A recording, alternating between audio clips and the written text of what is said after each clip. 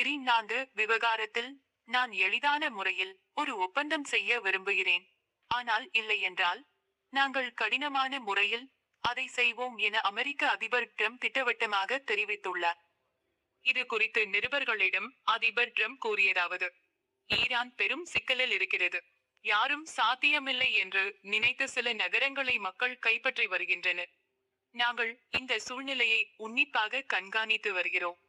கடந்த காலங்களில் செய்தது போல அவர்கள் ஈரான் அரசு மக்களை கொல்லத் தொடங்கினால் நாங்கள் தலையிடுவோம். அவர்களுக்கு எங்கு வலிக்குமோ அங்கு நாங்கள் கடுமையாக தாக்குவோம். ஈரான் தனது மக்களை மோசமாக நடத்தியது.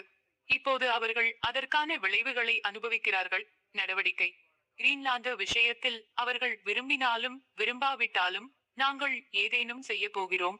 ஏனென்றால் நாங்கள் அதை செய்யாவிட்டால் ரஷ்யாவோ அல்லது சீனாவோ கிரீன்லாந்தை கைப்பற்றிவிடும். மேலும் ரஷ்யாவையோ சீனாவையோ அண்டை நாடாக நாங்கள் கொண்டிருக்க விரும்பவில்லை.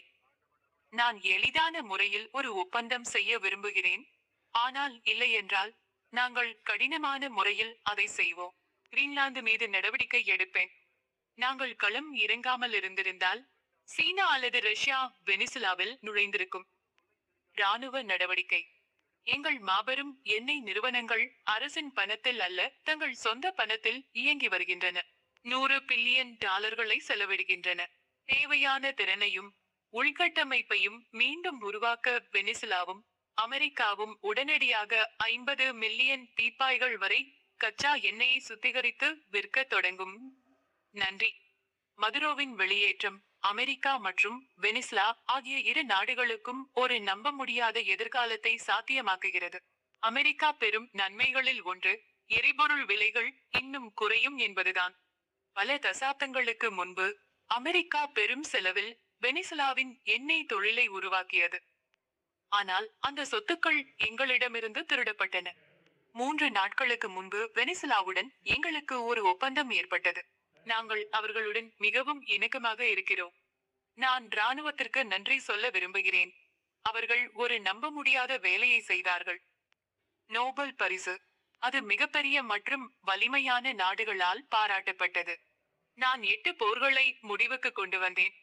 இந்தியா மற்றும் பாகிஸ்தான் போன்ற நாடுகள் போரை தொடங்க தயாராகிக் கொண்டிருந்தன. ஏற்கனவே 8 விமானங்கள் சுட்டு வீழ்த்தப்பட்டிருந்தன. நான் அணு ஆயுதங்கள் இல்லாமல் அதை விரைவாக செய்து முடித்தேன். என்னை விட வேறு யாருக்காவது அமைதிக்கான நோபல் பரிசு வழங்கப்பட வேண்டும் என்று வரலாற்றில் என்னால் நினைத்து கூட பார்க்க முடியவில்லை.